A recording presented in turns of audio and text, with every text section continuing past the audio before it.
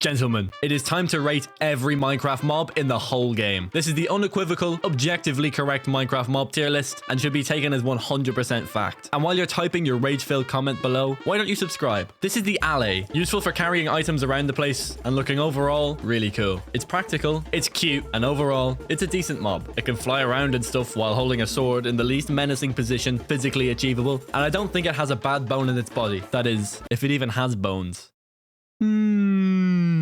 It's nice. Next up is the axolotl, which I must say is a personal favorite of mine. It is the most deceivingly cute thing that God has ever created, because despite its cute face, oh, look at how it swims. Get up there, you little bugger. Next on the chopping block is this, the bat, which speaks for itself, really. Just kidding. It doesn't speak. It doesn't do anything, actually. It just flies around in circles until it inevitably ends up killing itself, dropping absolutely nothing. So damn lazy that it couldn't even be bothered to impact Minecraft at all. It's cool for ambience, but otherwise, they're just a pain in the backside.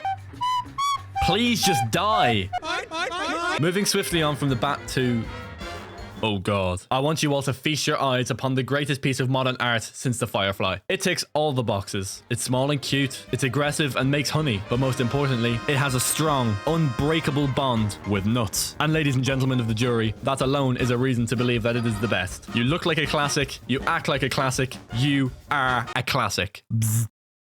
This next mob has an interesting backstory that I would like to bring up, so sit tight. The Blaze used to be the guardian of the Nether Fortress, a fearless protector of the only sanctuary within a hostile, cutthroat environment for the inhabitants of the fortress. This was for centuries, staying loyal to providing somewhere safe for the lonely wanderers attempting to escape the ferocity of the hellish landscape. This was until, for some undescript reason, they turned on the inhabitants that they once protected for hundreds of years, brutally massacring all of them and annihilating the only sanctuary left in hell. Therefore, blazes are mean, but they drop blaze rods, so they're still better than bats. Wait, is that a...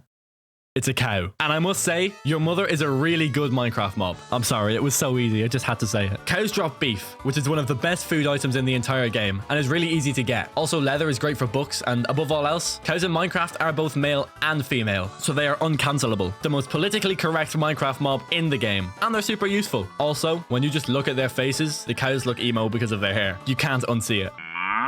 Next is a no-brainer, and I don't think there's really anything witty that I can write here, because the Creeper is simply the most iconic AI character in all of Minecraft, and is one of gaming's most recognizable faces. My parents know that a Creeper face is from Minecraft, and they need help installing Android updates. Also, apparently, it blows up by its skin rubbing against itself and lighting, which is really cool. It's a cult classic, and I really don't know what else you expected. Next is the dolphin. Is it cute? Yes. Is it functional? Yes. You can swim really fast if there's a dolphin nearby, but I have a deep personal problem with dolphins. See, they have some unusual habits when it comes to fornication. I won't get into it here, but if you want to preserve the little innocence I'm sure you have left, do yourself a favor and don't Google it. Dolphins are cruel, they are evil, and deserve to be shot on sight, but in Minecraft, they are pretty cool. To balance this out, Mojang decided to get zombies, these little hooners, and make them aquamarine, creating one of Minecraft's most annoying mobs. You know the way zombies are useless, and they're only really in Minecraft to keep you on your toes? Well, drowned are that, but in the water. The only thing, and I mean the only thing that they're actually good for, is tridents. But even that is dampened by how they can destroy you with one before you even manage to kill it. Just undrown yourself and get back on land. Speaking of oceans, Elder Guardians have a bit of a question mark over their heads for me. I have to say, the mining fatigue jump scare is hilarious, and it gets me every time, so that's definitely a plus. But the actual mining fatigue part is a hassle, and they can be quite annoying to kill. Also, the absolute size of the thing is funny. It feels so unnecessarily large that it encourages me to watch my own waistline. That's how gargantuous the thing is. Also, it's like the other Guardian's ruler, which makes it kind of cool, but the fact that it doesn't have too much health probably means it's a crap leader. Gene, the Ender Dragon, is, to put it simply, badass. I love the dragon breath. I love the fact that it can launch you into the air like you're nothing, and it really makes you feel like you're at the mercy of this massive beast. It's a great antagonist for Minecraft, and really does feel like a final battle, like it all comes down to facing this massive beast in this imposing arena. Also, if you just look at its face alone, it looks goofy as hell. There is one problem though, the only thing which stops it from being a pure cult classic, which is that it can be clapped by beds, which is well, underwhelming that such a big boss can be killed so easily. Nevertheless, Gene, I adore you quite a lot. On the topic of the end dimension, Endermen are cool, aren't they? They're long boys, they drop ender pearls, which let you teleport for God's sake, and most importantly, they're very good for XP farms. But wait, it's not over yet. Endermen are, in my opinion, far too strong. They do too much damage for just hitting you with their fists, especially when they're so scrawny. It's like Tommy Innit knocking out a pro boxer, like, bro, come on. Also, they're in every dimension, just ready to pounce on you whenever you make a slight mistake, which makes me feel like the subject of a Netflix documentary. Not pleasant to say the least. With all of this taken in account, it can go...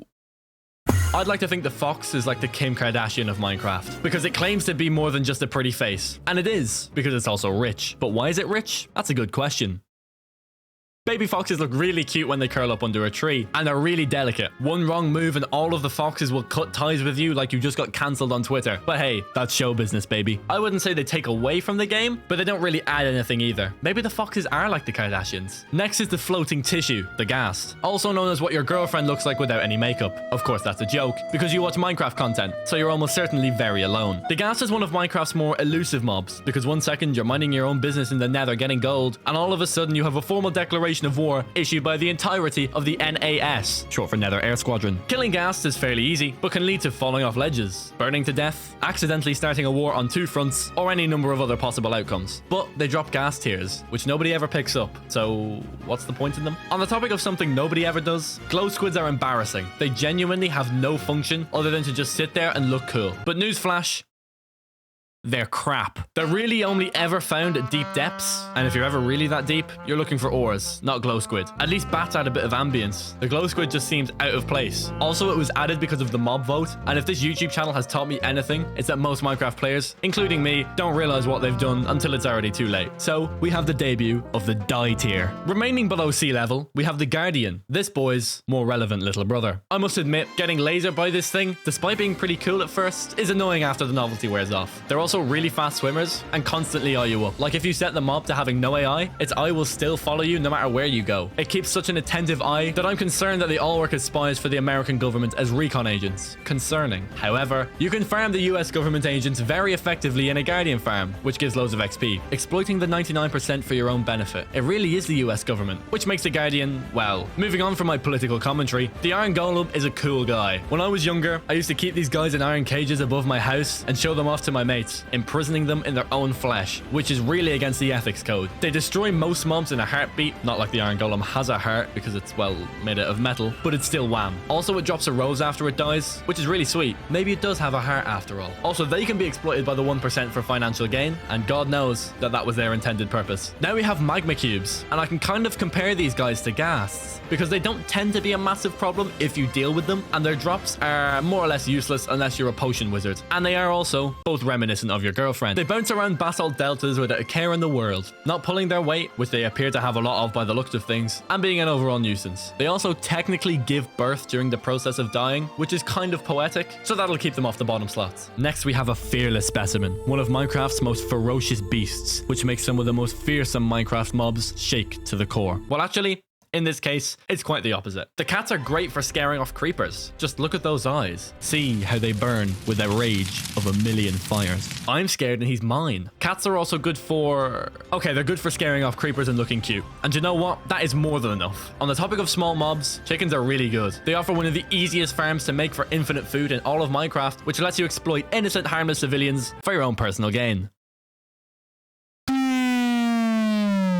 Also, they drop feathers for arrows. Very nice. But boys, at the risk of sounding like a particular member of the English royal family, baby chickens are really cute. They are, in fact, so small that they can fit underneath hoppers, which is the most useless thing I know other than to hide a dead body. So watch what you say in that comment section. Pigs are up next and they're just meh. They obviously drop pork, which is just as good as steak, but cows have the added benefit of dropping leather as well, so what's the point? Additionally, they're smaller than cows, and most importantly, they're haram. Bonus points for representing Technoblade, but I can't lie, cows over pig any day of the week, even on Sundays. Next we have the mushroom, or as I like to call it, the emo cow. They're also kind of the hippies of the mob world, because they're found in a place where there's no other mobs, and drop the same thing as cows. Also, if you hit it with lightning, it changes from red to brown, and you can get suspicious stew from them. However, the sheer amount of bowls I've racked up in previous worlds is a serious issue with these mobs. They're pretty damn tricky to stumble across, and the fact that their eyes are completely black is horrifying, like a dark, soulless pit, which continues for eternity.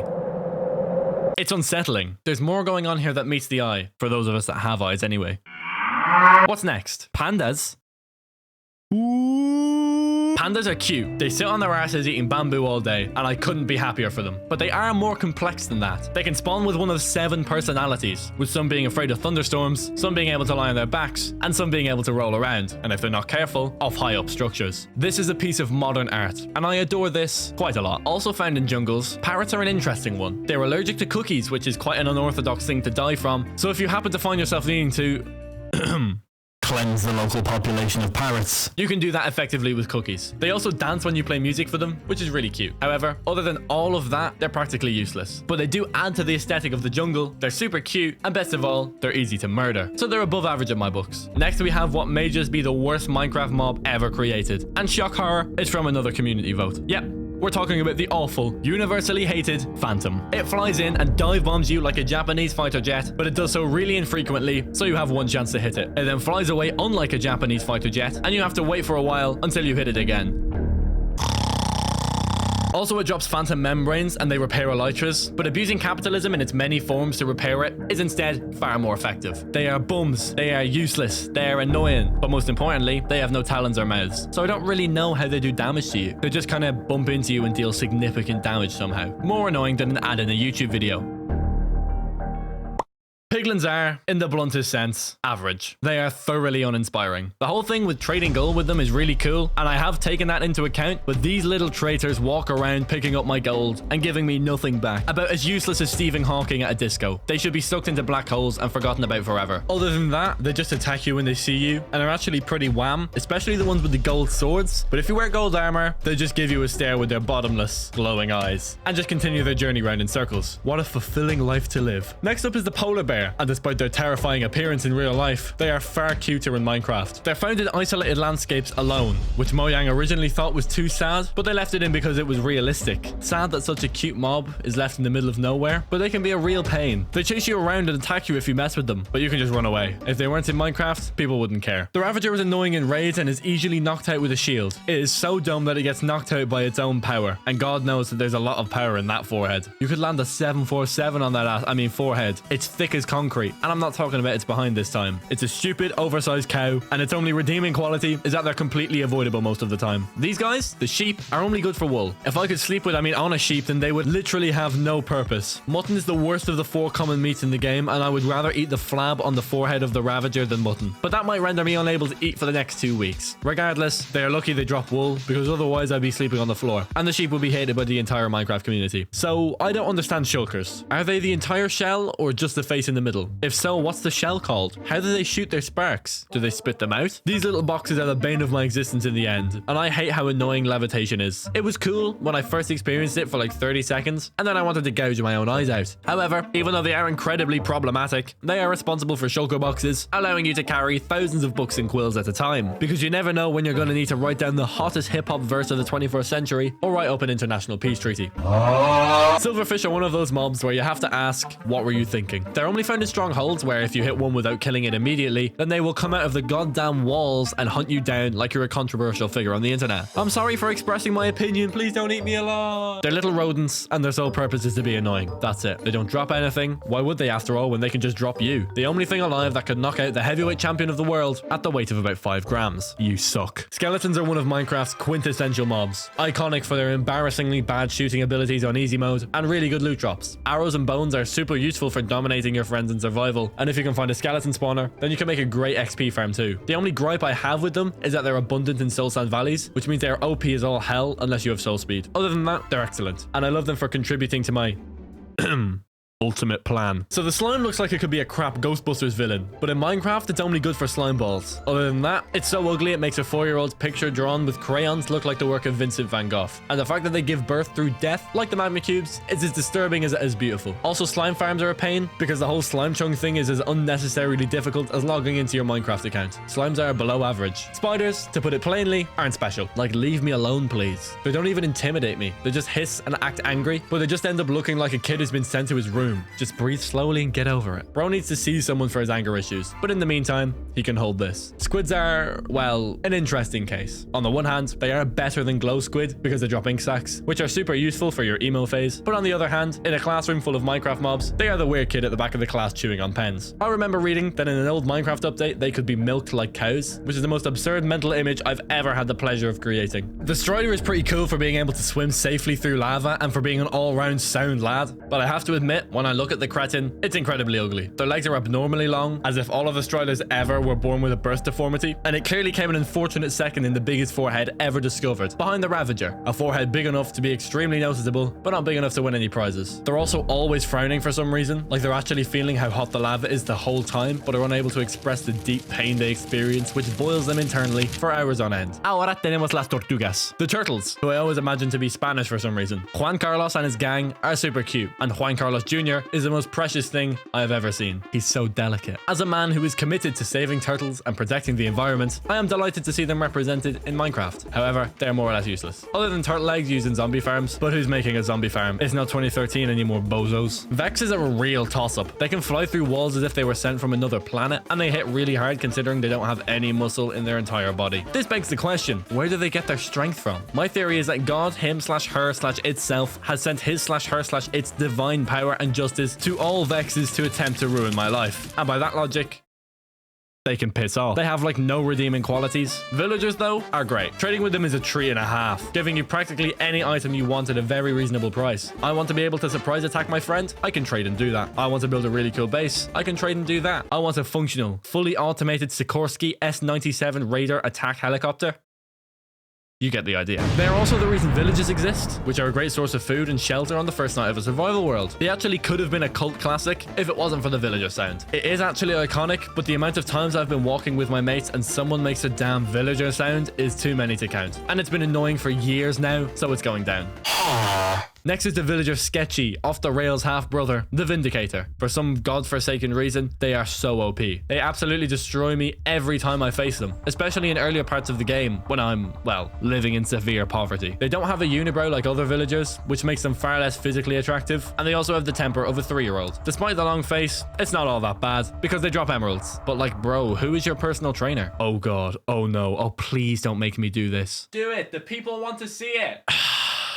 Fine. The Wandering Trader is the worst mob in Minecraft by a long shot. Here's a graph of all the other mobs in the whole game, and this is the Wandering Trader. It is literally pointless. Its trades are crap for a start. Like, why the hell would I want any of this? And the prices are absurdly high for a goddamn flower. Additionally, it comes with Dumb and Dumber, aka the 2 llamas that follow the Jehovah's Witness around, being really annoying. They also operate out of thin air at the most unfortunate times. Like this one time I was in my friend's base looking for, you know what, it doesn't matter what I was looking for, just go with it. So I was there searching, and all of a sudden, from the top ropes, a Wandering Trader comes down and sets off a tripwire, which opens up the floor of the private room. I have no idea to this day how he got there, but he killed me and himself. Safe to say I have hated them ever since. This is a no-brainer. Wardens are super badass. They come out of the ground like a super villain, sniff you out because, let's be honest, the last time Steve had a shower, he was listening to Shakira on his iPod. He then wiggles you down and smacks you into the Shadow Realm. He is merciless. He is as certain as death itself. He has a massive hole in his chest. I'd be concerned at least. He's also a really cool shade of cyan blue that makes him look like he was dipped in some shower gel. At least someone can smell decent. Witches are one of the best mobs to have a farm for in Minecraft because they drop really useful items, but the only problem with this is unless all you do all day is play Minecraft, then a semi-decent witch farm is off the cards, which is a bit of a bummer. They're also really annoying to kill sometimes, and if they hit you with poison, then kill her quickly and run away before you get mobbed by all the other, well, mobs. They are ugly as hell as well, and they're fairly uncommon. Overall, pretty average, but certainly not forgettable. The Wither is next, and despite what others claim, I love it. I love how it's such a gauntlet to kill, and the results for killing it, a beacon, is an appropriate achievement for killing such a formidable boss. Attacking the Wither is really fun, and dying to it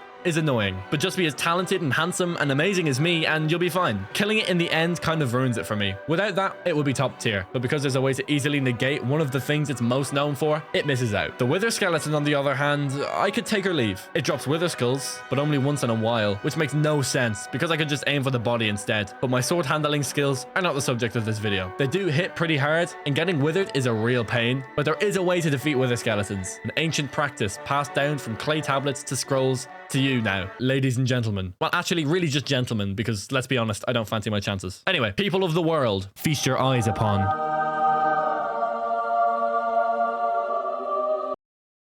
And with that technical marvel, let's move on to the wolf and the dog, which I'm making into one because, well, I make the rules. The wolf is really good at hunting in packs, but it is a hassle when you're chopping down trees and you accidentally hit a wolf, in turn starting a full-scale international conflict between the Roar, regional associations of wolves, right, and you. Yes, the entirety of Roar against you specifically. Good luck. Dogs are also the best pet in the game, and they can have their tail spin by giving them potion effects. Good luck getting them down from there.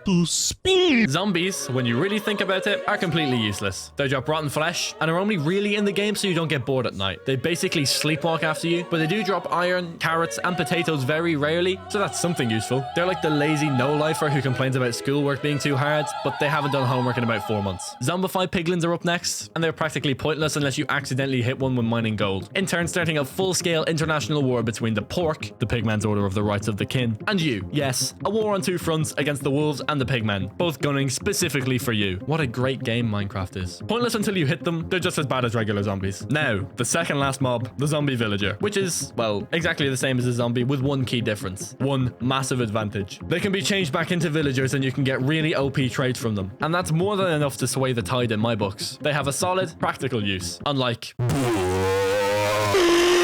Okay, that should be it, I think. Just kidding. You really thought I'd leave it there? I left out the horse, which has to go in... Hello? Is this God? Am I dead? No, this is Power, the evilest entity in all the video games. Okay, well, it's most evil. Evilest isn't the word, sir. I don't care, shut up. Which game do I go into? Well, you're not a mob, so none, mate. I am a mob, that's not fair. Where do I go? Well, die tier? No, that's not right. I should be in Cult Classic. But you're a prick, Herobrine. Why would I put you there? Because I'm a Cult Classic. Okay, fine. I'll make a special new tier for you. How about that? Yes, this will suffice. Okay, you can go into tier. How's about that? Excellent. Now, see you later. I have to hunt some 5-year-old in Pocket Edition who records Minecraft using Handycam 2022. Okay, man, you do you. Anyway, click on this video to see me suffer through Minecraft Hardcore with all of the mobs in this video. Apart from maybe Herobrine. It's quite the spectacle, I swear. Okay, thanks for watching. Subscribe!